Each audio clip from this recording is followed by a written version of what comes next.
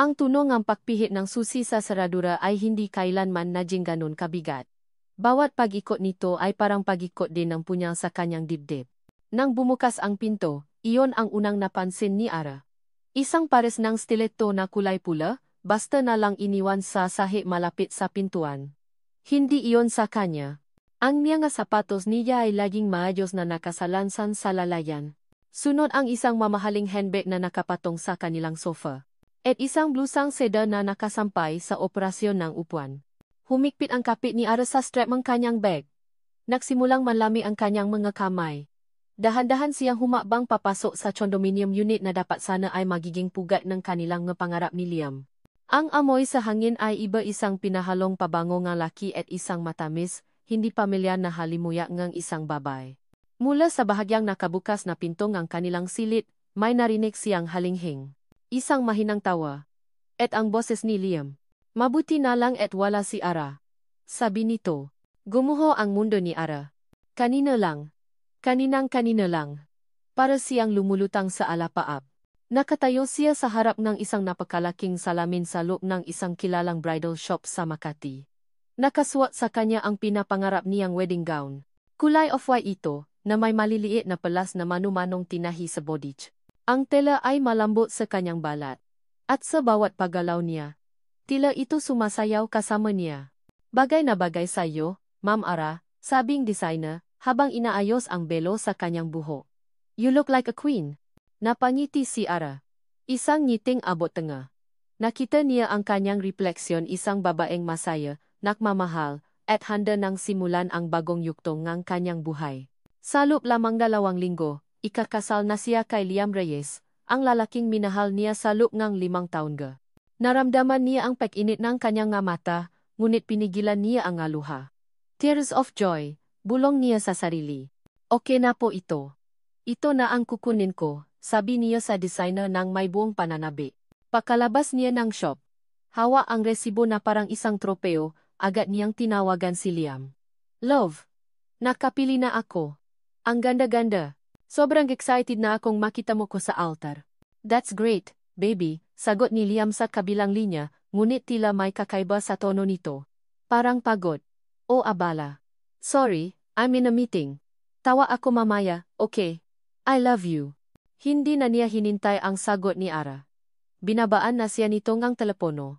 Napabuntong hininga na lang si Ara. Siguro ay pagod lang talaga ito sa trabaho. Nag-aalala pa rin siya. Kaya naisipan niyang dalhan ito ng paborito nitong kape. Dumiretso siya sa opisina ni Liam, ngunit sinabi na guwardiya na kanina pa raw ito umalis. Naglaka siya palabas nang mapansin niya ang kotse ni Liam sa parking lot. At sa loob, sa passenger seat, ang cellphone nito. Naiwan na naman. Ngumiti si Ara. Kakatok sana siya sa bintana. Ngunit naisip niyang sorpresahin na lang ito. Uuwi na lang siya sa kanilang condo at doon na niya ito hihintayin. Inalok niya ang kotse gamit ang duplicate key na binigay nito sa kanya at kinuha ang cellphone. Habang nasa loob ng taxi, umilaw ang screen ng cellphone. Isang mensahe. Mula sa numerong nakasave bilang K. Fee. Hindi niya sinasadyang mabasa. Ngunit ang masalita ay tila tumalon mula sa screen at sinampal siya ng malakas. Salamat sa hapon, baby. Iwan mo na siya. Ako na lang. Please. Paulit-ulit na umikot ang magkasalitang iyon sa isip niya habang bumibiyahe. Ang traffic sa EDSA ay parang hindi gumagalaw, kasabay ng pahinto ng pagtibok ng kanyang puso. Bawat busina ng sasakyan ay parang sigaw sa loob ng kanyang ulo. Hindi. Hindi maari. Baka nakamali lang siya ng basa. Baka ibang tao ito. Isang masamang biro. Ngunit may kung anong pwersa ang natulak sa kanya na ituloy ang biyahe. Kailangan niyang makita. Kailangan niyang malaman ang katotohanan, gaano man ito kasakit. At ngayon, nakatayo siya rito. Sa loob ng kanilang tahanan. Sa gitna ng katotohanang sumisira sa kanya. Ang halinghing mula sa silid ay napalitan ng katahimikan. Marahil ay naramdaman nila ang kanyang presensya. Bumukas ng tuluyan ang pinto ng kwarto. Unang lumabas si Liam, nakatapis lang ng tuwalya, magulo ang buhok. Nanlaki ang mamata nito nang makita si Ara. Ang mukha nito ay nagpapakita ang purong gulat at takot. Ara. Baby. Anong ginagawa mo dito? Akala ko. Hindi na nito natapos ang sasabihin. Sumunod na lumabas ang isang babae mula sa likod niya. Matangkad, maganda, at balot sa kumot na dapat sana ay para sa kanilang dalawa ni Liam. Itinaas nito ang kilay, walang bahid ng anumang pagsisisi. Si Katrina Velasco. Isang kilalang socialite na nakilala nila sa isang event. Oh, sabi lang ni Katrina, na may mapangasar na ngiti. Looks like the party's over. Napatingin si Ara kay Liam, naghahanap ng paliwanag. Ngunit ang nakita lang niya ay pakiwas ng tingin at magalabing hindi makapagsalita. Liam? Basay ang boses ni Ara. Anong ibig sabihin nito? Baby, let me explain. Nagsimulang magsalita si Liam, humabang palapit sa kanya. It's not what you think. Nakamali lang ako. Nakamali. Tumawa si Ara, isang tawang walang saya, puno ngang sakit. 5 taon. Liam, 5 taon. Isang kasal na lang ang hinihintay. At sasabihin mo sa akin na nakamali ka lang. Ara, please. Ngunit hinarangan siya ni Katrina. Hayaan mo na siya, Liam, sabi nito. Hinawakan ang braso ni Liam. Kung talagang mahal ka niya, Ara, sana kasama ka niya ngayon. Hindi ako. Ang nasalitang iyon ang huling pata na nakpapaw sa baso. Naramdaman ni Ara ang pag-init ng kanyang pisngi. Ang bigat sa kanyang dibdib ay napalitan ng nag-aalap na galit. Tumingin siya sa kanyang kamay, sa kumikinang na engagement ring sa kanyang daliri. Ang simbolong nga pangako. Ang simbolong kasinunggalingan. Hinubat niya ito. Ang lamig ng metal ay biglang naging nakakapasong init. Ibinato niya ito sa muka ni Liam. Tumama ito sa pisngi nito bago bumasa sa sahi na may mahinang kalansing. Tapos natayo. Sigaw niya. Ang bawat salita ay laslas sa kanyang lalamunan. Hindi na niya hinintay ang kanilang reaksyon. Mabilis siyang tumalikod. Tumakbo siya palabas ng unit, palabas ng gusali, walang pakialam sa mga taong nababangga niya. Paglabas niya, bumuhos ang malakas na ulan. Tila nakikidalamhati ang langit sa kanya. Ngunit hindi niya ito ininda. Nagpatuloy siya sa patakbo, habang ang maluha ay humahalo sa patak ng ulan sa kanyang muha. Tumakbo siya ng walang direksyon. Palayo sa kasinungalingan, palayo sa sakit. Palayo sa buhay na akala niya ay para sa kanya. Lumipas ang ilang araw na parang isang mahabang, madilim na panaginip. Ang tanging naririnig ni Ara ay ang walang tigil na pe-ringgang niyang cellphone. Matawa mula kay Liam. Text message na punong sorry at mag-usap tayo. Binabalewala niya ang lahat ng iyon. Paano ka makikipausap sa isang taong winasa ang lahat ng pinaniniwalaan mo? Nakatulala lang siya sa kisame ng maliit na kwartong tinutuluyan niya pansamantala, isang espasyong walang bahid ng alaala nilang dalawa. Ang bawat sulok ng kanilang tsondo ay sumisiga ang nga pangako at kasinungalingan. Kaya umalis siya. Dala lang ang isang bag ng damit at ang basa niyang puso. Ngunit hanggang kailan siya magtatago? Hanggang kailan niya hahayaang lamunin siya ng sakit? Isang umaga, habang umiinom ng mapait na kape, pinilit niyang buksan ang kanyang laptop. Kailangan niya ng trabaho. Kailangan niya ng bagong simula. Isang bagay na mapakakaabalahan para hindi na niya maisip ang lahat. Nag-scroll siya sa mga job posting. Walang gana. Matrabaho sa event organizing. Marketing. Lahat sa loob ng Maynila. Ang ideya na bumalik sa mga dating lugar. Na posibleng makasalubong si Liam o si Katrina ay parang lason. Hanggang sa may isang ad na kumuha ng kanyang pansin. Hiring, Events Coordinator. Villa Paraiso, Tagaytay. Start immediately. Tagaytay. Malayo sa Maynila. Malayo sa gulo. Ang pangalan pa lang, Villa Paraiso, ay parang isang pangako. Isang paraiso. Isang kanlungan. Walang pag-alinlangan, inayos niya ang kanyang resume at ipinadala ang kanyang aplikasyon. Sa loob lang ng isang oras, nakatanggap siya ng tawag para sa isang interview. Kinabukasan din. Kinabukasan.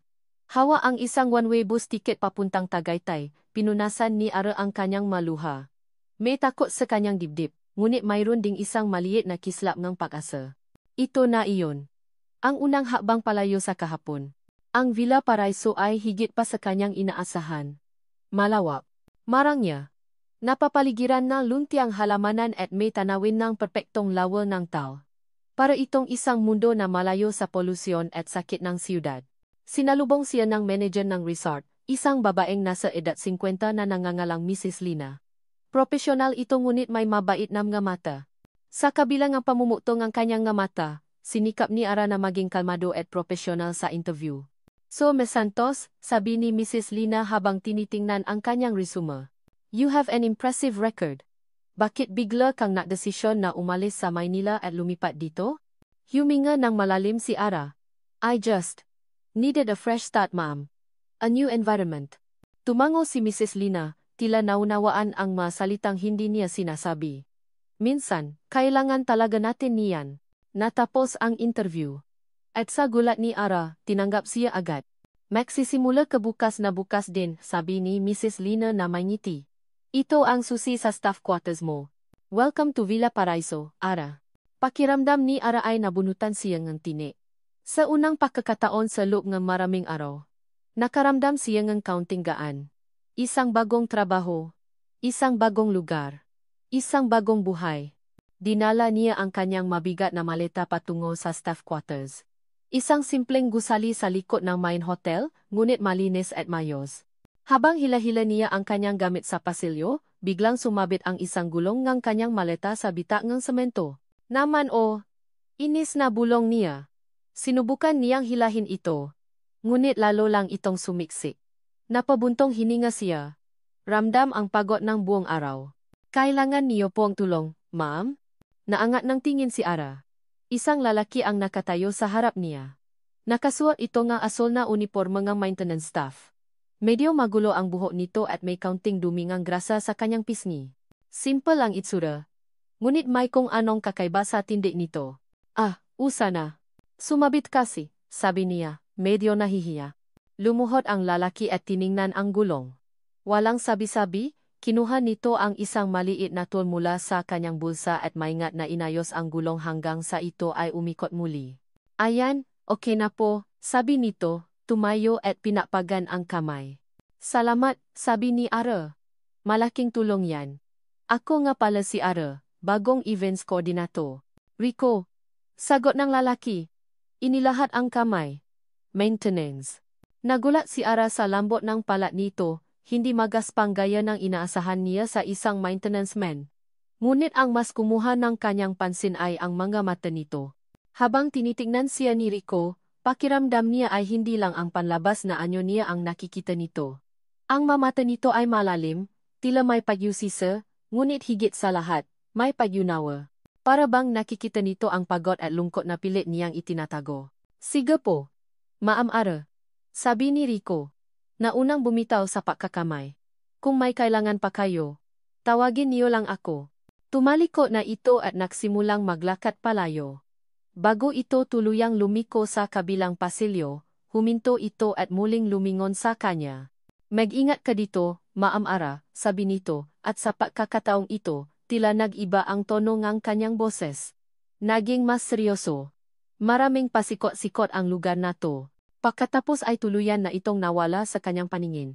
Naiwan si Ara na nakatayo ron, hawa ang handle ng kanyang maleta. Ang nga salita ni Rico ay umalingaw-ngaw sa kanyang isip. Sa unang dinig, parang isang simpleng paalala lang iyon tungkol sa isang malaking resort. Ngunit sa paraan ng pagkakasabi nito, sa lalim ng tingin nito, pakiramdam ni Ara ay may mas malalim itong kahulugan. Mula sa isang sulok ng function hall, habang nakukunwaring inaayos ang isang ilaw sa pada, pinakmamasdan ni Marco de Silva si Ara Santos. Sa ilalim ng kanyang uniforme bilang si Rico, ang maintenance man, siya ang anino na nakikita ang lahat. Ito ang kanyang paraan. Pagkatapos nangyari sa kanya, hindi na siya basta-basta nagtitiwala. Ang De Silva Corporation ay, hindi lang isang negosyo para sa kanya. Ito ay pamanang ang kanyang pamilya. At hindi niya hahayaang may makapasok dito sa kumpanya man o sa buhay niya na may suot na maskara. Nakita niya ang lahat. Ang pagdating ni Ara na may bakas ng kalungkutan sa mga mata. Ang pilit nitong ngiti sa mga kliyente. At ang profesionalismo nito sa kabilang ng bigat na malinaw na dinadala. Naalala niya si Katrina. Si Katrina na laging nakangiti, laging kaakit-akit. Ngunit ang ngangiti pala nito ay sandata, isang paraan para makuha ang gusto niya. Mahal kita, Marco, sabi nito noon, pero hindi kayang buhayin ng pagmamahal ang pamilya ko. Pagkatapos ay iniwan siya nito para sa isang mas matanda, mas mayamang lalaki. Ang sugat na iyon ang naturo sa kanya na maingat. Ang sugat na iyon ang dahilan kung bakit siya narito ngayon. Nakatatago sa likod ng pangalang Rico. Ngunit may kakaiba kay Ara. Ang lungkot sa mamata nito ay totoo. Ang kanyang pagpupusiga ay totoo. Hindi ito napapanggap. At iyon, para kay Marco, ay mas nakakaakit kaysa sa kahit anong peking ngiti. Ilang araw na niyang inoobserbahan si Ara. Ngayon, may hawa itong maliit na even isang simpleng semina para sa isang maliit na kumpanya. Mayos ang lahat. Nakatayo si Ara sa gilid, hawa ang isang clipboard, tinitiyak na nasa ayos ang bawat detalye. Hanggang sa biglang may umalingaw nga na isang nakabibinging tunog mula sa mas speaker. Isang matinis na feedback na napatigil sa lahat. Nawala ang tunog. At pagkatapos, katahimikan. Blanco. Walang marinig mula sa mikropono nga speaker. Nakita ni Marco ang bahagyang pekpenik sa mukha ni Ara. Mabilis itong lumapit sa sound system sa gilid ng entablado, kinakalikot ang mga buton at mga wire. Bumaling sa kanya ang kliyente, nakataas ang kilay. Miss Santos. Anong nangyayari? Tanong ng kliyente. Halata ang inis. Sandali lang po. Sir. Ayusin ko lang po. Sagot ni Ara, pilit na pinapakalma ang boses, ngunit nakita ni Marco ang panginginig ng kanyang nga kamay. Ito na ang pagkakataon niya. Dahan-dahan siyang lumapit. May problema po ba sa sound system, ma'am? Tanong niya sa kanyang Rico voice, simpleng tono ng isang empleyado. Napalingon si Ara sa kanya. May bahid ng desperasyon sa mukha. Oh, Rico. Bigla na lang nawala. Sinubukan ko na lahat pero ayaw gumana. Tumingin si Marco sa soundboard. Sa isang sulya pa lang, alam na niya ang problema. Isang maluwa na koneksyon sa likod ng amplifier. Isang bagay na hindi mapapansin ng isang ordinaryong tao. Lumuhod siya at kinalikot ang likod ng system. Minsan, parang tao lang yang ngayan, sabi niya habang inaayos ang kabel. Kailangan lang ng tamang koneksyon para umayos. Narinig niya ang mahinang pagtawa ni Ara. Isang tunog na tila napagaan sa tensyon sa hangin. Isinaksa niya ng maigi ang kabel. Subukan niyo po ulit, ma'am. Kinuha ni Ara ang mikropono. Testing. Testing. Malinaw at malakas ang tunog. Nakita ni Marco ang pagginhawa sa mukha ni Ara. Ngumiti ito sa kliyente. Okay na po, sir. Pasensya na po sa abala. Nang makabalik sa pwesto ang speaker, lumingon si Ara sa kanya. Ang pagod ay kabo sa kanyang mukha ay napalitan ng isang bagay na matagal nang hindi nakikita ni Marco sa isang tao purong pasasalamat. Salamat Rico. Sobrang salamat. You saved me. At pagkatapos ngumiti ito. Hindi iyon ang pilit na ngiti na ibinibigay niya sa mga kliyente. Hindi rin ito ang mapanusong ngiti na laging suot ni Katrina. Ito ay isang maliit, pagod, ngunit totong-totong ngiti. Isang ngiti na umabot hanggang sa kanyang mga mata, at sa isang iglap, tila nagliwa na ang buong paligid. Tila may kung anong kumurot sa dibdib ni Marco. Sa isang saglit, hindi siya ang CEO na si Marco de Silva.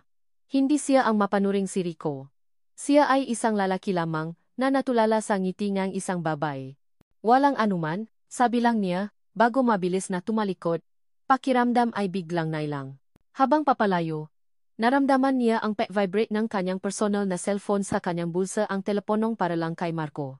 Maingat siyang naktago sa isang bakanteng pasilyo bago ito sagutin. Si Mrs.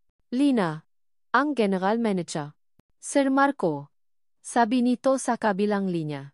Ang boses nito ay formal ngunit may halong pag-alala. Bakit, Mrs. Lina? May problema ba? Sir Marco, may problema po tayo. Isang malaking kliyente ang biglang gustong magpabook ng event sa susunod na linggo. Isang malaking selebrasyon. Ang pamilya Velasco po. Naniga si Marco sa kanyang kinatatayuan. Ang pangalang iyon, Velasco. Para siyang binuhusan ng malamig na tubig. Ang nakaraan na pilit niyang tinatakbuhan ay hindi lang kumakatok sa kanyang pinto. Sinasadya na nitong sirain ang pader na itinayo niya sa paligid ng Villa Paraiso. Ang nga araw sa Villa Paraiso ay nasimulang makaroon ng isang pamilya na ritmo para kay Ara. Ang umaga ay abala sa mga tawa mula sa mga kliyente at pag-ayos ng mga event. Ang hapon ay puno nga pulong at pag-ikot sa resort. Ngunit sa pagitan ng magawaing iyon, may isang konstansiyang unti-anting naging bahaging kanyang araw, si Rico. Parang kabuta, bigla-bigla, na lang itong sumusupot. Kapag nakita siya nitong pagod at hindi pa nakakape, maya-maya lang ay may isang tasa eng mainit na kape na nakapatong nasa kanyang mesa na may kasamang simpleng ngiti. Baka kailangan mo to. Ma'am Ara.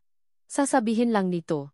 Isang beses, habang nabubuhat siya ang isang kahon ng dekorasyon para sa isang garden wedding, bigla itong lumitaw mula sa kung saan. Ako na diyan. Baka mabigatan ka, sabi nito. At walang kahirap-hirap na binuhat ang kahon na parang wala itong bigat. Nakakasabay din sila sa lunch break sa staff canteen. Tahimik lang itong kumakain sa tabi niya, ngunit ang presensya nito ay nakakagaan sa pakiramdam. Hindi ito palatanong tungkol sa kanyang nakaraan, hindi ito nang hihimaso. Nakikinig lang ito kapag nakukwento siya tungkol sa stress sa trabaho. At minsan, nagbibitaw ito ng simpleng biro na nagpapangiti sa kanya. Ang pada na itinayo ni Ara sa paligid ng kanyang puso ay nasimulang makaroon ng maliliit na bita. Ang sakit ng pagtataksil ni Liam ay naroon pa rin, isang malalim na sugat. Ngunit sa bawat mabuting gawa ni Rico, sa bawat tapat na tingin nito, parang may kung anong naghihilom sa loob niya.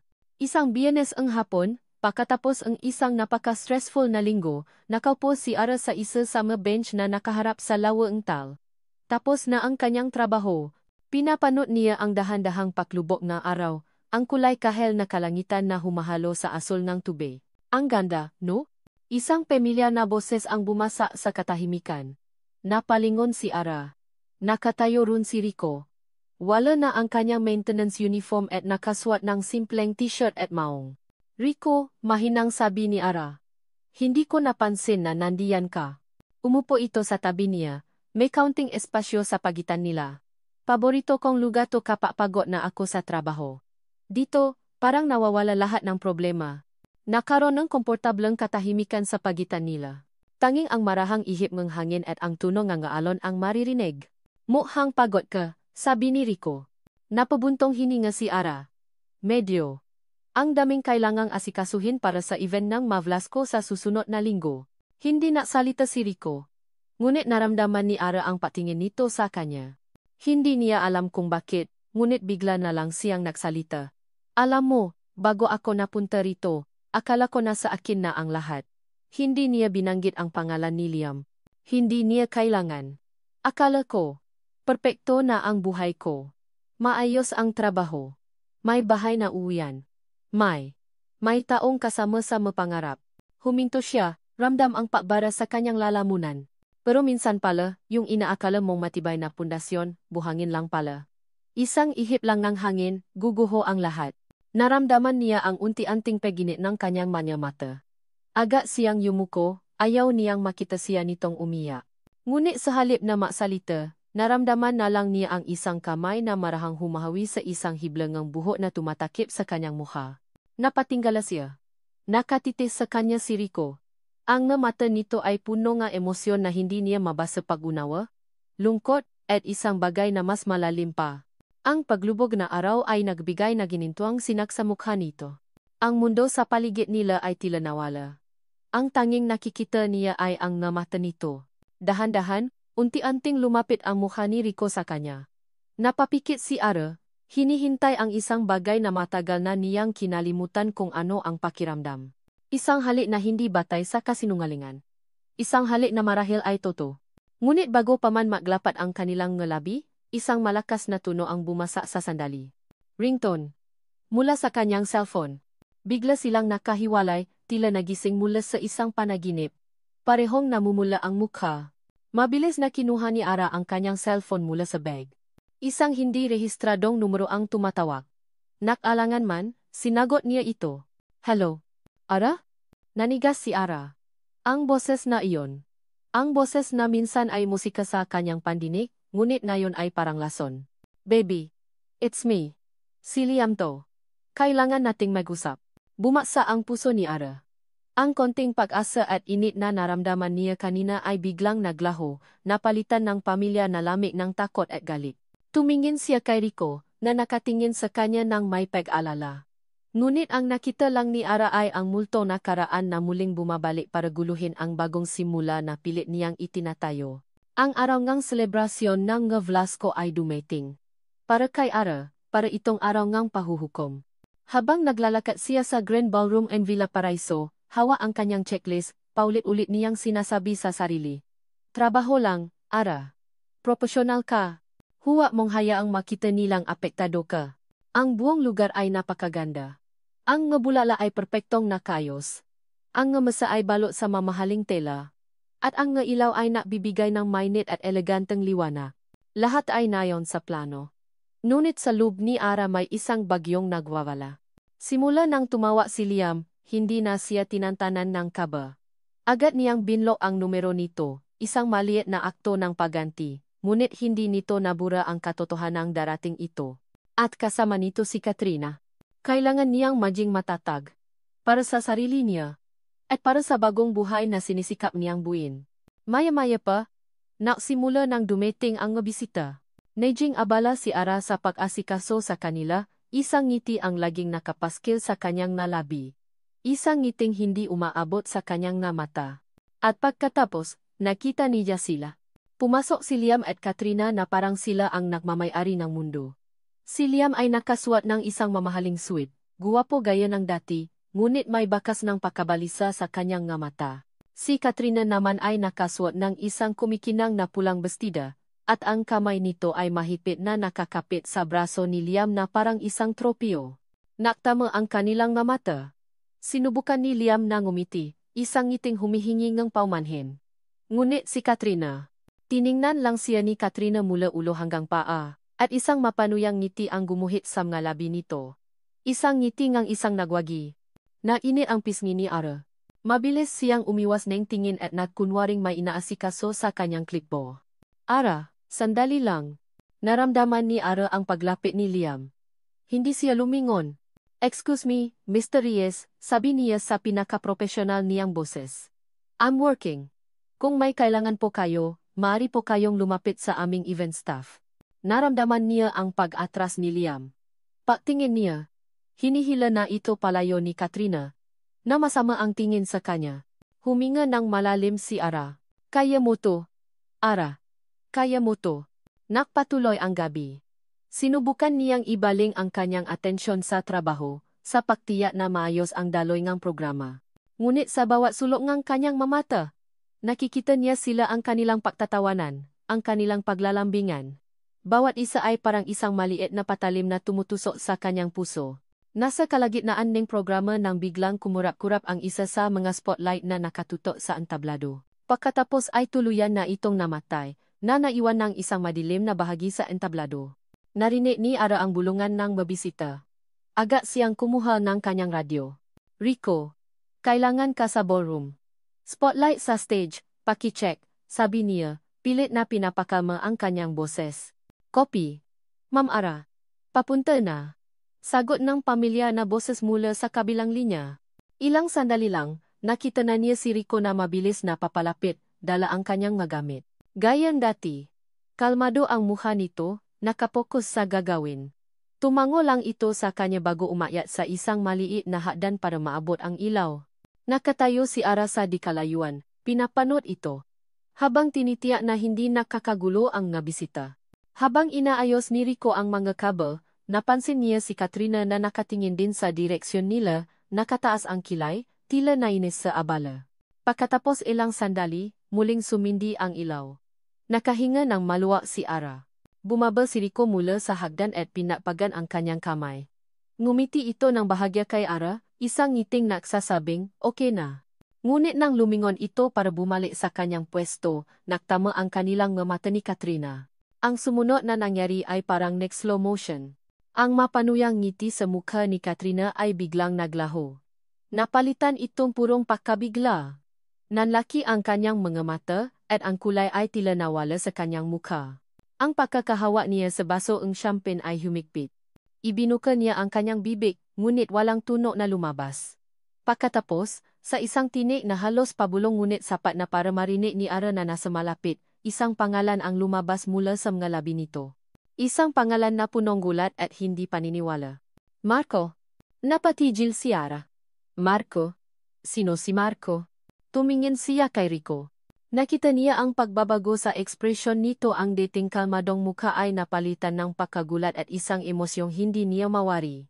Tila nakakita rin ito ng multo. Bakit kilala ni Katrina ang maintenance man nila? At bakit niya ito tinawa sa ibang pangalan? Ang natanong ay nagsimulang maglaro sa isip ni Ara, mas magulo at mas nakakatakot kaysa sa sakit na idinulot ni Liam. Isang bagong layer ng misteryo ang biglang bumalot kay Rico, ang lalaking unti-unti niyang pinakakatiwalaan. Bumalik si Marco sa anino, sa mapasilyo kung saan siya si Rico, ang maintenance man na walang nakakapansin. Ang pangalang Marco mula sa malabi ni Katrina ay parang isang dagundong na yumani sa pundasyon ng kanyang itinayong katahimikan. Sumandal siya sa isang pader sa isang madilim na service hallway, pilit na pinapakalma ang sarili.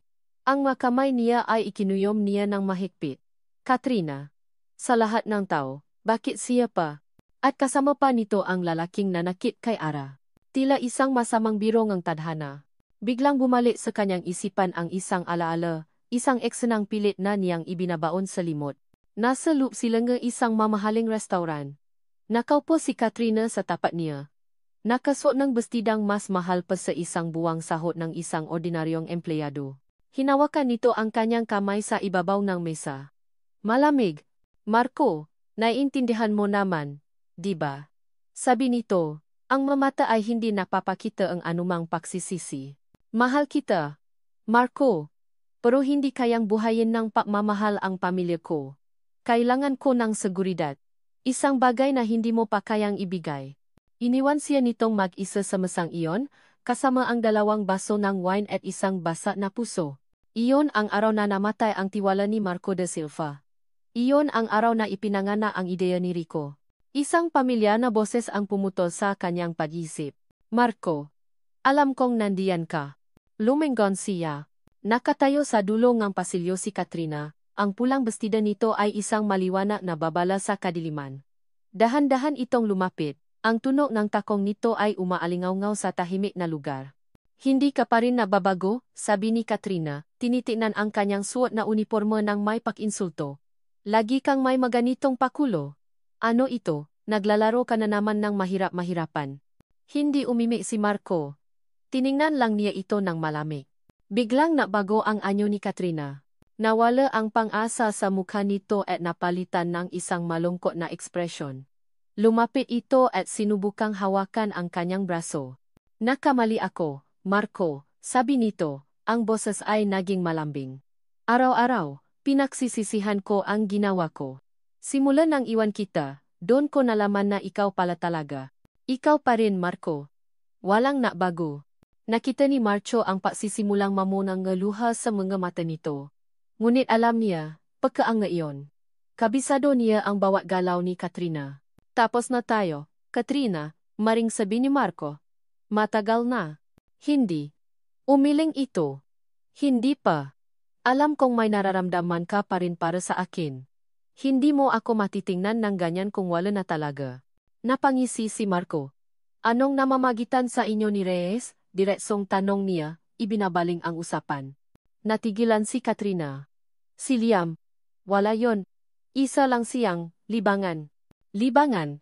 Tanong ni Marco. May diin sa bawat salita.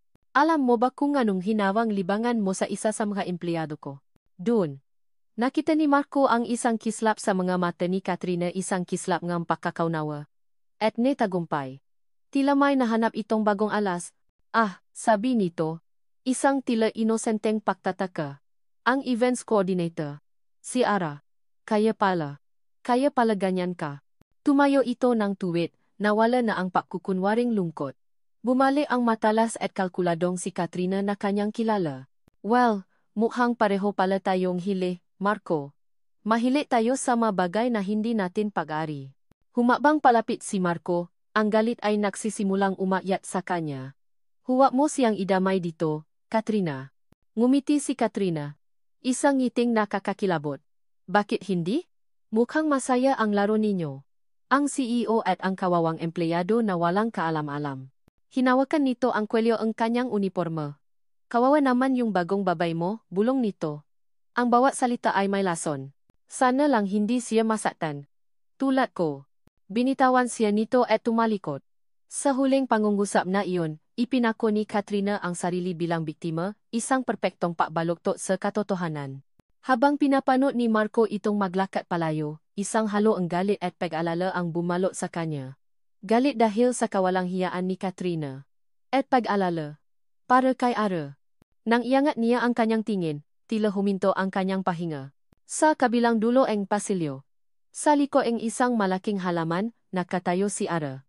Hindi niya alam kung gaano na ito katagal doon. Hindi niya alam kung ano ang narinig nito.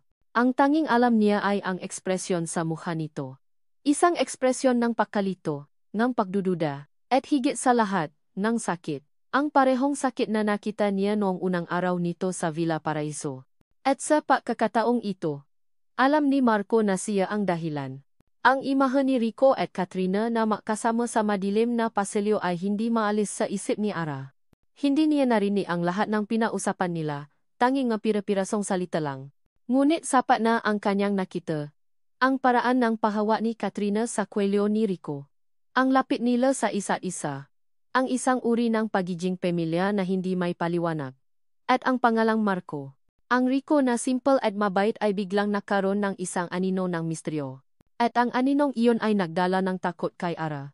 Kinabukasan, sinubukan niyang iwasan si Rico. Kapag nakikita niya itong papalapit, bigla siyang liliko sa ibang direksyon o makukunwaring may kausap sa telepono. Ang bawat pagtatakbo nila ay naging isang laro ang pag-iwas. Ngunit ang bawat pag-iwas ay naiwan ng isang katanungan sa kanyang puso. Sino ka ba talaga, Rico? Isang hapon. Habang naayos siya nga dokumento sa kanyang maliit na opisina, isang kakatok sa pinto ang napatigil sa kanya. Pwede ba kitang makausap sandali? Napaangat ng tingin si Ara. Si Katrina. Nakatayo ito sa may pintuan. Nakasuot ng eleganteng puting bestida, tila isang anghel. Ngunit alam ni Ara na sa likod ng anyong iyon ay mayroong demonyo. Tungkol saan? Malamig na tanong ni Ara. Pumasok si Katrina at isinara ang pinto. Tungkol kay Rico. Napahipit ang hawa ni Ara sa kanyang balpen. Ngumiti si Katrina, isang ngiting tila nakikisimpatya. Gusto ko lang magbigay ng babala. Bilang babae sa kapwa babae. Umupo ito sa silyang nasa tapat niya. Si Rico. O kung anuman ang pangalang ginagamit niya ngayon. He's more complicated than he looks. Anong ibig mong sabihin? He has a type, sabi ni Katrina. Tinititigan siya ng diretso sa mata. Mahilig siya sa mga babaeng vulnerable. Mga babaeng may pinagdadaanan. It makes him feel like a hero. Tumingin ito sa paligid ng maliit na opisina. Mag-ingat ka, Ara. Hindi lahat ng nakikita mo ay totoo. Ang mga salitang iyon ay tumama kay Ara na parang manggabala. Vulnerable. May pinagdadaanan. Iyon mismo ang estado niya nang dumating siya rito. Isa lang ba siyang proyekto para kay Rico? Isang kawawang babae na kailangan ng tagapagligtas? Tumayo si Katrina. That's all. I just thought you should know. At lumabas na ito ng opisina. Nag-iwan ng lason sa hangin. Parang sasabo ang ulo ni Ara. Ang pagdududa ay nagsimulang kumalat sa kanyang sistema, parang kamanda. Lalo pang gumulo ang lahat ng sa paglabas niya ng opisina para magpahangin, hinarang siya ni Liam. Ara please. Pakinggan mo naman ako, pagmamakaawa nito, ang mukha ay gusot sa pag-alala. Wala na tayong dapat pag-usapan, Liam, matigas na sabi ni Ara, sinubukang lampasan ito. Ngunit hinawakan siya nito sa braso. Hindi. Hindi ako alis hanggat hindi mo ako pinapatawad. Si Katrina, niloko niya lang ako. Ginagamit niya lang ako, Ara. Ikaw ang mahal ko, maniwala ka. Bitawan mo ako. Sigaw ni Ara. Pilit na binabawi ang kanyang braso. Ang eksena ay nakagaw ngang pansin ng ilang dumaraang staff. Ang kahihiyan ay isa na namang sampal sa muka ni Ara. Sa gitna ng kaguluhan, nakita niya si Rico sa di kalayuan. Nakatingin ito sa kanila, ang mukha ay hindi mabasa. Nakita rin niya itong may kinakausap sa cellphone, pabulong, gamit ang wikang Ingles, at sa tono ngang isang taong nagutos, hindi isang maintenance man. Na matama ang kanilang nga mata, mabilis na ibinaba ni Rico ang tawa at naglakat palayo. Ang lahat nangyari ang babala ni Katrina, ang pangunggulit ni Liam, ang misteryosong kilos ni Rico ay nagalo-halo sa isip ni Ara. Sino ang paniniwalaan niya? Lahat ba sila ay sinungaling? Kinagabihan, sinubukan niyang harapin si Rico. Nakita niya itong papalabas ng staff quarters. Rico, tawag niya. Lumingon ito, may bahid na gulat sa mukha. Ara, pwede ba tayong mag-usap? Tanong niya. Ang boses ay nanginginig. Sino si Katrina sa'yo? Nakita ni Ara ang pag-iwas sa mga mata ni Rico. Isang kakilala lang dati. Matagal na yon. Walang kwenta. Kakilala lang? Bakit parang may utang na loob ka sa kanya? Bakit kanya tinawag na Marco? Sunod-sunod niyang tanong. Ara, komplikado, sabi lang nito, umiwas ng tingin. Wala yon. Huwag mo na lang isipin. Ang pag-iwas nito, ang hindi direktang sagot, ay nagsilbing kumpirmasyon sa mga takot ni Ara. Tama si Katrina. May itinatago si Rico. Umalis si Ara na mas lalong gulong-gulo. Pabalik niya sa kanyang kwarto, may nakita siyang isang plain brown na sobre na nakasingit sa ilalim ng kanyang pinto. Walang pangalan ng nakpadala. Nangingini ang makamay na binuksan niya ito. Sa loob, may isang litrato. Isang luma, kupas na litrato. Si Rico o si Marco at si Katrina. Mas bata sila, makayakap sa isang beach, ang nga mukha ay puno ng pagmamahalan. Para silang isang perpektong makasintahan. Sa ilalim nga litrato, may isang maliit na papel na may nakasulat na mga salita, tila galing sa isang printer. Tanungin mo siya kung sino talaga si Marco da Silva.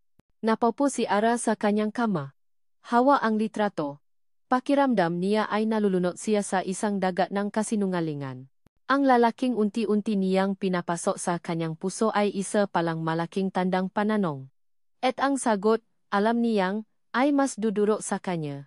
Ang huling gabi nga ifan ang maflasko ay dapat sanang isang gabi ngang tagumpay para kay Ara.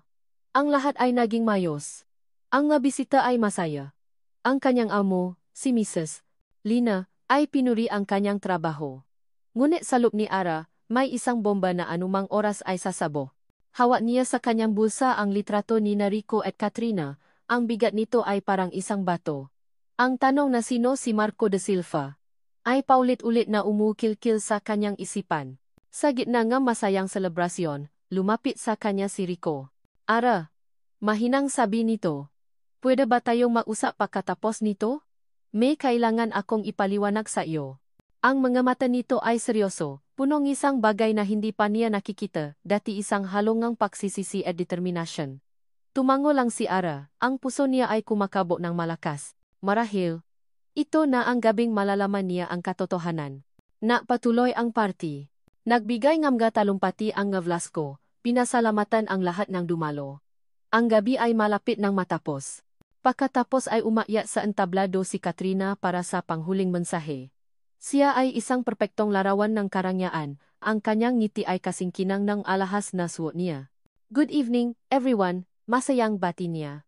On behalf of my family, I would like to thank Villa Paraiso for JH excellent service. Everything was perfect. Napalakpakan ang mga tao. Numiti si Ara. Isang peking ngiti na sanay na siyang kaven. And of course, nagpatuloy si Katrina, ang kanyang nga mata ay naglakbay sa buong ballroom hanggang sa huminto ito. Kay Rico, na nakatayo sa isang sulok malapit sa sound system. Gusto kong mabigay ngang isang espesyal na pasasalamat sa isang tao na personal na sinigurado ang tagumpay ng gabing ito. Isang taong hindi na atubiling bumaba mula sa kanyang tore para lang matiyak na ang lahat ay perpekto. Nagsimulang kumunot ang mga tao, nagtataka kung sino ang tinutukoy niya. Naramdaman ni Ara ang isang malamig na kaba na gumapang sa kanyang likuran. Ngumiti ng mas malapat si Katrina. Itinaas nito ang kanyang baso ng champagne. A very special thanks to the CEO of the De Silva Corporation himself, Mr. Marco De Silva, for personally overseeing our event under the guise of an ordinary employee. A round of applause for your very hands-on CEO.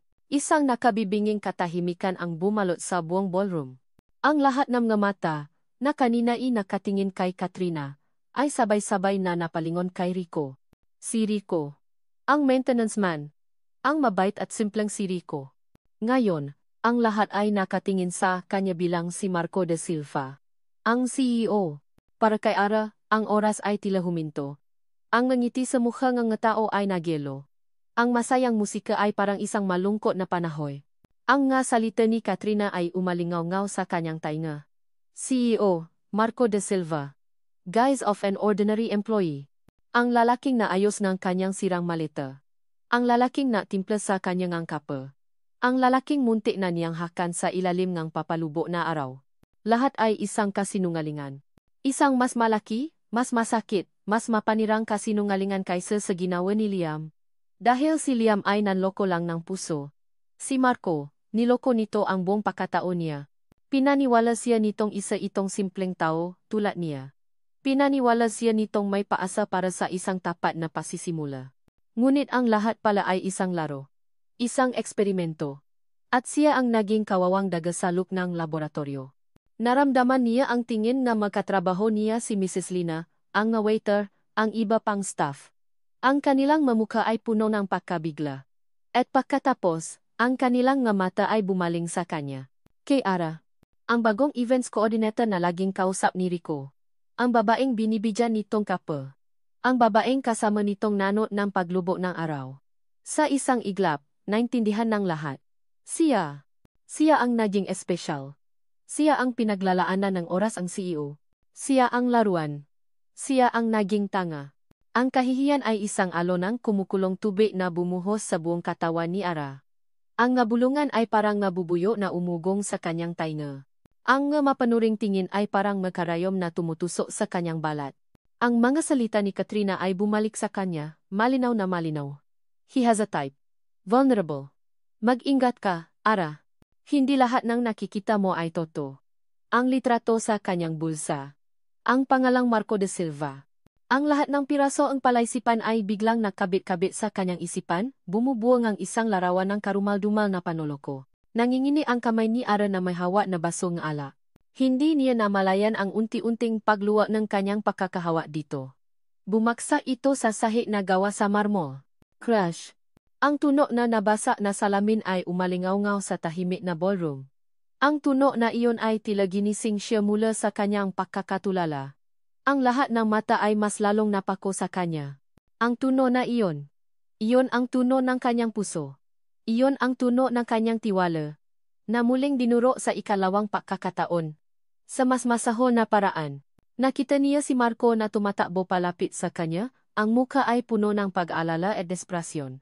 Ang uniforme ni Rico ay tila isang katawa-tawang kaswatan sa katawan ng makapangyarihang si Marco de Silva. Ara, sabi nito, ang boses ay nagmamakaawa. Ara, let me explain. Please. Tumingala si Ara. At tiningnan niya si Marco ng diretso sa mga mata. Nawala ang sakit. Nawala ang pakalito. Ang natira ay isang nakakakilabot na kawalan ng emosyon. Isang malamig na katotohanan ang luminaw sa kanyang isipan. Pinaglaruan siya. Ginamit siya. Isa ka lang din sa kanila. Sabi niya. Ang boses ay walang kabuhay-buhay. Kasing lamig ng yelo. Ang masalitang iyon ay tumama kay Marco na parang isang malakas na sampal. Pagkasabi niyon, tumalikot si Ara. Hindi siya tumakbo. Dahan-dahan siyang naglakad papalabas ng ballroom. Ang kanyang likod ay tuwid. Ang kanyang ulo ay nakataas. Hindi niya pinansin ang ngabulungan. Hindi niya pinansin ang mga tingin. Bawat hakbang ay mabigat. Ngunit bawat hakbang ay may layunin. Bawat hakbang ay palayo sa isa na namang duro na pangarap. Palayo sa isa na namang lalaking napatunay na ang tiwala ay isang bagay na hindi para sa kanya. Payoff. Marco de Silva. Nang lumabas si Ara mula sa ballroom, kasabay ng tunog ng nabasa na baso, pakiramdam ni Marco ay bumaksa ang buong mundo niya. Hindi niya ininda ang mga nagbubulungang mata, ang nga-flash ng kamera ng paparazzi, o ang nagulat na mukha ni Mrs. Lina. Ang tanging nakikita niya ay ang likod ni Ara na unti-unting lumalayo. Ara! Teka! Sigaw niya. Sinubukan itong habulin, ngunit hinarangan siya ng mga gwardiya. Ang security team niya mismo, na nagtataka rin sa nangyayari. Sir Marco, calm down, sabi ng isa. Umalis kayo sa daan ko. Utos niya, ang boses ay may halong desperasyon. Itinulak niya ang maito at tumakbo palabas ng ballroom. Pagtapat niya sa labas, wala na si Ara. Napalingalinga siya. Saan ito napunta? Saan naman ito matatago ngayong alam ng lahat ang sekreto niya? Nakita niyo ba si Miss Santos? Tanong niya sa isang bellboy na nakatayo. Sa staff quarter po, Sir Marco. Mabilis po siyang tumakbo, sagot ng ginata, may bahid ng takot sa boses. Doon. Agad na tumakbo si Marco. Sa bawat hakbang niya, bawat pagtibok ng kanyang puso, ay isang saksak ng pagsisisi. Ang plano niya, ang kanyang pag-iingat, ang lahat ay gumuho sa isang iglap. Pero ang pinakamalaking pagguho ay ang posibilidad na tuluyan na siyang mawalan ng tiwala kay Ara. Nang makarating siya sa staff quarters, nakita niya ang bahagyang nakabukas na pinto ng kwarto ni Ara. Huminga siya ng malalim bago kumatok. Walang sagot. Ara, please. Pakinggan mo ako, sabi niya, at naramdaman niya ang panginginig ng kanyang boses. Pov, Ara Santos. Nangingini ang nga kamay ni Ara habang hinahagis ang nga damit sa kanyang maleta. Ang bawat piraso ngang damit ay parang napapaalala sa kanya nga sandali niya rito ang nga tawa, ang nga simpleng kilos ngang kabaitan ni Rico. Ngayon, ang lahat ay nakaroon ng ibang kahulugan. Lahat ay isang kasinungalingan. CEO Marco da Silva. Ang nga salitang iyon ay umukilkil sa kanyang utak.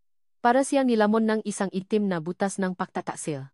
Pinaniwala niya ang sarili na nakakita siya ng santuaryo, ng kapayapaan, ng isang taong tapat. Ngunit ang santuaryo ay isang stage, at ang kapayapaan ay isang ilusyon. At ang taong iyon, isang akto. Knock, knock, knock. Ara, please. Pakinggan mo ako. Ang boses ni Marco. Ayaw niya itong marinig. Ayaw niya itong makita. Umalis ka. Sigaw niya. Pilit na pinipigilan ang pagluha. Wala ka nang dapat ipaliwanag. Dali-dali niyang sinara ang kanyang maleta. Kailangan niyang umalis. Ngayon na. Saan man. Basta malayo sa lugar na ito. Malayo sa kanya. Tumayo siya at lumakat patungo sa pinto. Ngunit bago pa niya maabot ang donok, bumukas na ito. Nakatayo doon si Marco, ang kanyang mukha ay puno ng pagod at pagmamakaawa. Ang nga mata nito ay mukto, tila naalala ng toto. Hindi ka alis hanggat hindi mo ako pinapakinggan. Matigas na sabi ni Marco, ngunit ang kanyang mata ay nagpapakita ng kalungkutan. Ikinulong nito ang kanyang sarili sa loob ng kwarto, hinarangan ang pintuan. Huwag mo akong pigilan. Galit na sabi ni Ara. Puro ka kasinungalingan. Akala ko iba ka. Akala ko totoo ka. Ara, totoo ako. Ang intensyon ko, totoo. Totoo? Anong totoo? Ang pangalan mo? Ang trabaho mo? Ang lahat ng pinaniwala mo sa akin? Lahat yon, isang malaking laro lang, di ba? Isang laro para makita mo kung sinong tanga ang madaling lokohin. Tumulo na ang luha ni Ara, sunod-sunod. Ang galit ay nahalo sa sakit. Nawala ang lahat sa akin dahil sa isang sinungaling. Tapos ngayon, ikaw naman. Lumapit si Marco, dahan-dahan. Hindi ako nagsinungaling, Ara. Nagtago lang ako ng katotohanan. Pareho lang, yon. Sigaw ni Ara. Hindi mo ba naintindihan? Sa tuwing magtitiwala ako, naloloko ako. Liam. At ngayon, ikaw. Napaupo si Marco sa kama, hawa ang ulo. Alam kong nakamali ako. Alam kong nasaktan kita. Pero please, hayaan mo akong ipaliwanag. Umiling si Ara, umiyak. Ayoko nang makinig. Puno ako ng kasinungalingan. Ang pakiramdam na yan. Ang pakiramdam na tanga ka. Hindi ko na kaya. Naintindihan ko. Alam ko ang pakiramdam na yan, Ara, sabi ni Marco, ang boses ay halos pabulong. Tumingala ito, at sa mata nito, nakita ni Ara ang isang lalim ng sakit na pamilya sa kanya. Dahil doon ako nakmula. Ang dahilan kung bakit ako napanggap na Rico, ay dahil kay Katrina. Natigilan si Ara. Tumingin si Marco sa kanya, ang kanyang mata ay nagsimulang magbasa. Si Katrina Velasco, siya ang first love ko, nagsimulang makwento si Marco. Ang bawat salita ay may bahid ng kirot. Kami na ang magpapakasal. Pero iniwan niya ako. Iniwan niya ako para sa isang mas mayaman na lalaki. Sinabi niya sa akin na hindi niya kaya akong mahalin kung hindi ko may bibigay ang seguridad na gusto niya. Na hindi sapat ang pagmamahal ko kung walang pera. Huminto si Marco, huminga ng malalim. Doon ko nalaman na hindi lahat ng ngiti ay totoo. Na hindi lahat ng nagmamahal ay tapat. Na ang tao, lalo na ang nasa mundo ko, ay kayang mapanggap para lang sa pera at kapangyarihan. Dahil doon, nang magsimula akong maging CEO, nagdesisyon akong hindi na ako matitiwala.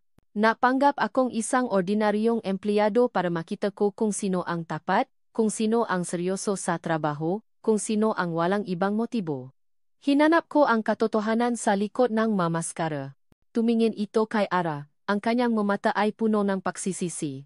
Pero ikaw, Ara, ibang-iba ka. Nakita ko ang sakit mo, pero nakita ko rin ang lakas mo. Ang pagpupusiga mo. Sa bawat araw na nakikita kitang nagsisikap, sa bawat ngiti mo, unti-unting nabubuo ang tiwala ko. Hindi ko intensyon na lokohin ka. Ang intensyon ko ay protektahan ang sarili ko. At nang mahulo na ako sa iyo, natakot na akong ibali ang pagkatao ko. Natakot akong baka, tulad ng iba, layuan mo ako kapag nalaman mo ang totoo. Baka isipin mong ginagamit lang kita. Nagagamitin mo rin ako. Oh! Nakamali ako sa paraan. Masyado akong nadala sa takot ko. Masyado akong nahuli sa pag-amin. Pero ang nararamdaman ko para sa iyo, Ara, totoo yun. Walang kasinungalingan. Wala akong pinaglaruan kundi ang sarili ko. Ang bawat salita ni Marco ay tumagos sa puso ni Ara. Ang sakit na narinig niya sa boses nito ay pamilya. Ito ang sakit ng isang tao nasaktan. Ng isang tao nawalan ng tiwala. Para siyang nakakita ng isang salamin. Ang galit ay dahan-dahang nawala, napalitan ng isang mapainapaunawa. Pareho lang sila. Pareho silang nasaktan. Pareho silang natakot na magtiwala muli. Dahan-dahan, lumuwag ang kanyang pagkakahawa sa kanyang maleta. Ang kanyang maluha ay patuloy pa ring umagos, ngunit ngayon, ang nga ito ay luha ngang iba't ibang emosyon. Kasi, ngunit bago pa man makapagsalita si Ara, biglang bumukas ang pintuan. Layuan mo siya. Sinungaling. Lumingon sila. Nakatayo sa may pintuan si Liam Reyes, ang kanyang muka ay pulang-pula sa galit, at ang kanyang kamao ay nakakuyom. Tila sinubukan niyang habulin si Ara. Hindi ka karapat-dapat kay Ara. Pinaglaruan mo lang siya. Sigaw ni Liam, at agad na sumugot patungo kay Marco, handang sumunto. Pov! Ara Santos. Nakatayo si Ara sa pagitan ng dalawang lalaking minsan niyang pinaniwalaan. Ang isa ay sumisigaw, punong galit at pagsisisi. Ang isa naman ay tahimik, ngunit ang paghihintay sa mamata nito ay mas masakit pa kaysa sa anumang sigaw. Sumugot si Liam patungo kay Marco. Handang sumunto. Ang lahat ng galit at kahihiyan na naramdaman ni Ara ay biglang nakaroon ng porma sa katauhan ni Liam. Para siyang pinapanood ang isang mirror image ng kanyang nakaraan ang sakit na dulot ng kasinungalingan. Ngunit bago pa man matama ang kamao ni Liam kay Marco, isang pamilya na tini ang bumasa sa tensyon. Hinto. Pumasok sa pintuan si Mrs. Lina, ang general manager ng Villa Paraiso. Hindi ito naisa. May kasama itong dalawang seguridad. Sa kanyang kamay, may hawak itong tablet. Ang mukha nito ay seryoso, walang bahid ng pagkabigla o takot. Ang mata nito ay nakatutok kay Katrina, na biglang sumulpot din sa likod ni Liam, tila nag-aalala sa posibilidad na masira ang plano nito. Mrs. Lina, anong ginagawa niyo dito? Tanong ni Liam, nagtataka. Tumingin si Mrs. Lina kay Katrina. Ms. Velasco, may kailangan po tayong pag-usapan. Ang tono nito ay may autoridad na hindi karaniwan. Tungkol saan? Ayusin niyo yang gulo nga empleyado niyo. Sagot ni Katrina. Pilit na napapanggap na inosente. Tungkol sa audio recording na ito, sabi ni Mrs. Lina, at ipinindo ang play button sa tablet. Umalingaw-ngaw sa silid ang isang boses. Boses ni Katrina. Kailangan ko malaman ang bawat galaw ni Marco. Pati na rin ang babaeng kinakalantarin niya. Gusto kong masira siya sa harap ngang lahat para makita ngang Velasco na hindi siya karapat-dapat. Siguraduhin mong ikaw ang maglabas ng impormasyon, Liam. At ako na ang bahala sa kung anong dapat kong sabihin. Halos hindi makahinga si Ara. Ang boses. Ang plano. Ang lahat. Sunod na narinig ang boses ni Liam. Pero, Katrina, paano si Ara? Masasaktan siya. At ang tumatawang boses ni Katrina. Hayaan mo siya. Problema niya yan. Kung talagang mahal mo siya, dapat nun palang hindi ka na lumapit sa akin. Ngayon, wala ka ng choice kundi gawin ang sinasabi ko. Utang mo sa akin ang lahat. Napatigil ang recording. Ang katahimikan ay mas mabigat kaysa sa anumang ingay. Si Liam, na kanina punong galit, ay unti-unting lumuwag ang pakuyom ng kamao. Ang kanyang mukha ay nagpapakita ng isang nakakahiyang pakaunawa. Nalinlang siya. Ginamit siya. Hindi lang ni Katrina, kundi ngang sarili niyang kahinaan. Si Katrina naman, nanatili ang pagkabigla sa kanyang mukha. Ngunit hindi nagtagal ay napalitan ito ngalit at desperasyon. Anong recording yan? Fake yan. Gawa-gawa lang yan. Marco, ikaw may gawa niyan. Di ba? Huwag mong sisihin si Sir Marco. Ms. Velasco, sabi ni Mrs. Lina, matataang boses. Ang recording na ito ay nakuha mula sa isang hidden microphone na inilagay ni Mr. Reche sa kanyang sariling kwarto at naipadala sa aming security system.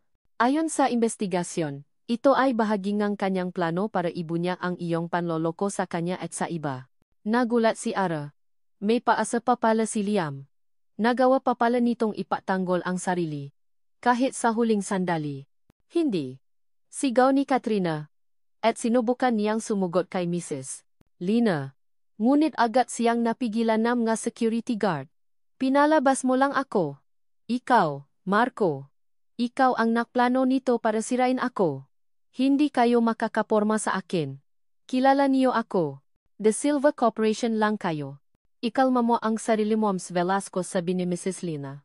Mayroon din kaming ebidensya nga na transaksyon mo sa mga kliyente namin na hindi dumaan sa tamang proseso at ang patatangka mong manipulahin ang aming CFO. Pinagsasama na namin ang lahat ng impormasyon. Sa ngayon, kailangan mo na pong umalis. Kasama po namin ang security. Hindi ako alis. Ngunit wala na itong nagawa. Dalawang security guard ang umalalay kay Katrina papalabas ng kwarto. Habang inilalabas siya, napupumiglas pa rin ito, at ang kanyang nga mata ay napapakita ng purong pagkamuhi kina Marco at Ara. Nang tuluyan silang mawala, bumagsak si Liam sa sahe. Natakip siya nga mukha sa kanyang makamay. Narinig ni Ara ang mahinang hikbi nito. Liam? Mahinang sabi ni Ara. Inangat ni Liam ang kanyang muha. At ang mga mata nito ay puno ng luha at pagsisisi. Ara, patawarin mo ako. Lahat ng sinabi ko sa iyo. Toto, pinagsisisihan ko ang lahat. Ginagamit lang niya ako. Para sa pamilya niya. Hindi ako naging matatak.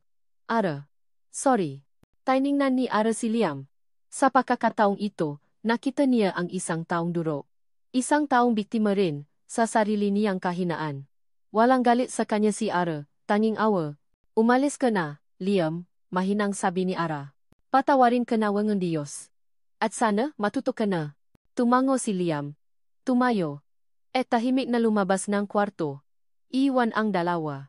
Ngayon, tanging si Ara at Marco na lang ang naiwan sa silid. Ang aircon ay humuhuni. Ang lamig ay lumaganap sa pagitan nila.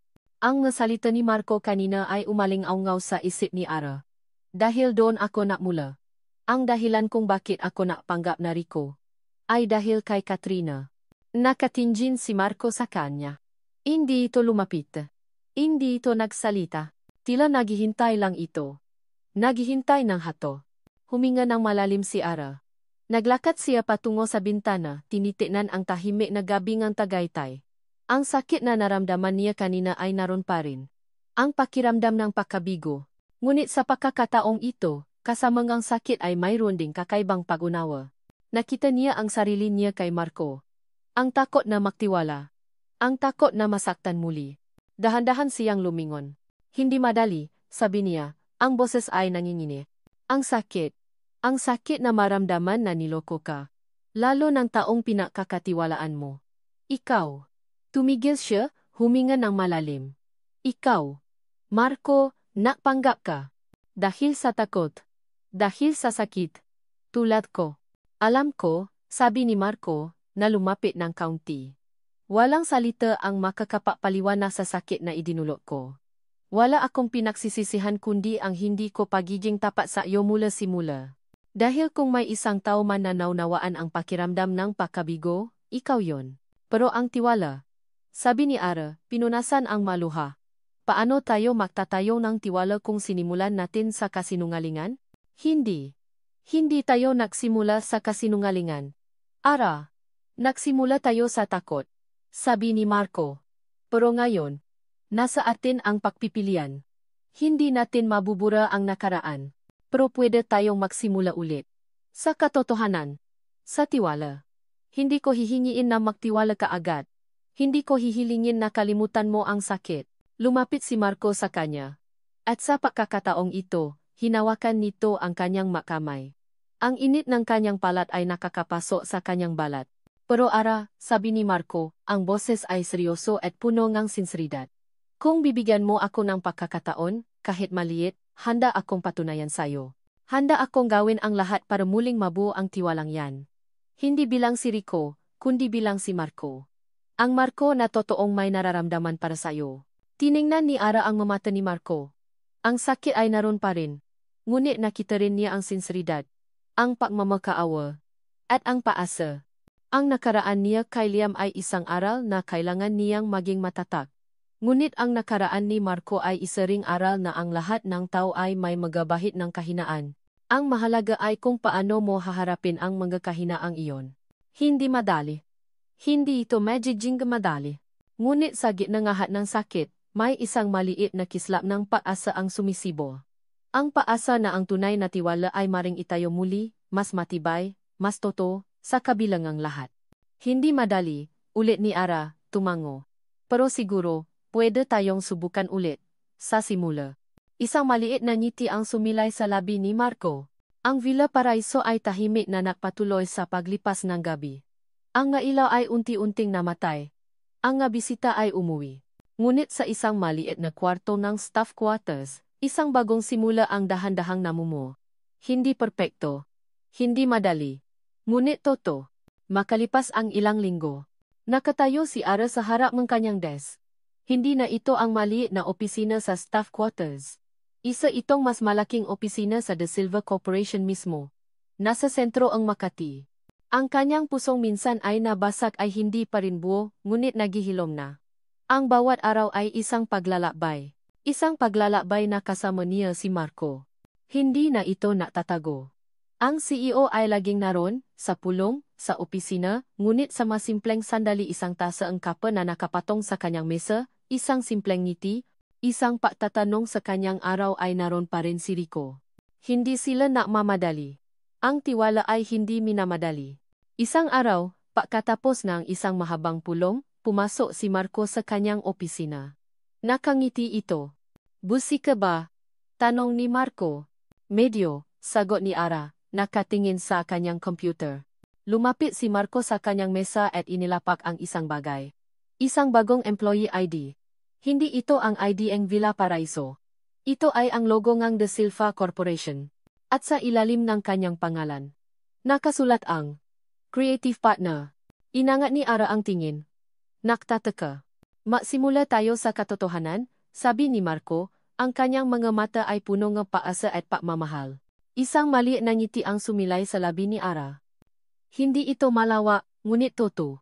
Isang ngiti na nagpaparamdam na, sa wakas, ay nagbubukas na ang isang bagong kabanata. Hindi perpekto, ngunit puno ng potensyal. At dito natatapos ang kwento ni Ara at Marco, isang kwento ng pagbangon at pagbuo muli ng tiwala. Maraming salamat po sa inyong lahat, aming minamahal na tagapakinig, sa paglalakbay na ito kasama sina Ara at Marco. Sa bawat kabanata, sa bawat luha at ngiti, naramdaman namin ang inyong presensya. Isang malaking karangalan po para sa amin na ibahagi ang kanilang paglalakbay patungo sa paghahanap ng tunay na pagmamahal at pagilom. Ang pagsusulat ng kuwentong ito ay puno rin ng damdamin. May mga sandali na kami ay nalungkot para kay Ara, nagalit para kay Marco, at umasa para sa kanilang dalawa. Nais naming iparamdam sa inyo na sa kabilang sakit na pagtataksil, mayroon pa ring pag-asa. Na ang tiwala, bagamat mahirap buuin, ay ang pinakamatibay na pundasyon ng isang pangmatagalang pag-ibig. Hindi ito ibinibigay ng madalian, kundi nililiha sa pamamagitan ng katotohanan, pag-unawa, at ang lakas ng loob na magpatawad. Sana po, ang bawat aral na natutunan nina Ara at Marco ay nagbigay din sa inyong ang inspirasyon. Maraming salamat po ulit sa paglalaan ng inyong oras at puso sa aming kwento. Ang inyong suporta ang nagiging inspirasyon namin para patuloy na lumikha. Ibahagi po ninyo sa amin sa comment section ang inyong mga salobin at damdamin tungkol sa kwentong ito. Ano po ang pinakapaborito ninyong bahagi? Mayroon po ba kayong natutunan? Mahalaga po sa amin ang inyong bawat tugon. Muli po, maraming salamat. Hanggang sa susunod na kwento ng paibig. Tengkeng kuming. Pag-ibig sa likod ng luha.